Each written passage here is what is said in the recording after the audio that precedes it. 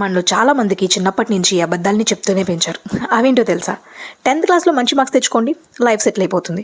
ఇంటర్మీడియట్లో మంచి మార్క్స్ తెచ్చుకోండి, లైఫ్ సెటిల్ అయిపోతుంది. బీటెక్లో మంచి పర్సెంట్ తెచ్చుకొని జాబ్ తెచ్చుకోండి, లైఫ్ సెటిల్ అయిపోతుంది.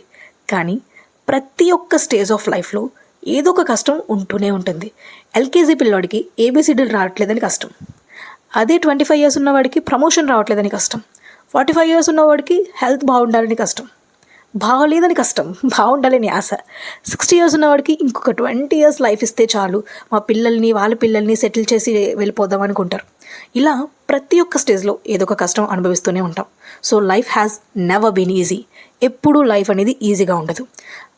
మరి చిన్నప్పటి నుంచి సెటిల్మెంట్ అంటే ఇదేరా అని ఒక సినిమా వేసి చూపించారు కదా, అది అసలు సెటిల్మెంటే కాదు. మరి నిజమైన సెటిల్మెంట్ ఏంటో తెలుసా? అదే మానసిక ప్రశాంతత, ఇంకా స్థితప్రజ్ఞత. స్టేబుల్గా ఉండటం, ఎటువంటి సిచ్యువేషన్లో అయినా ఒకేలా ఉండటం. ఇవి రెండు ఎప్పుడు వస్తాయి? లైఫ్ ఎప్పుడూ ఈజీగా ఉండదని రియలైజ్ అయినప్పుడు, ఆ దారిలో వచ్చే కష్టాలన్నీ ఎదుర్కొని నిలబడ్డమే లైఫ్ పర్పస్ అని తెలుసుకున్నప్పుడు. ఏమంటారు, అంతేనా? మీ ఒపీనియన్ ఏంటో కమెంట్ చేసి, లైక్ చేసి, సబ్స్క్రైబ్ చేయండి. Thank you for watching.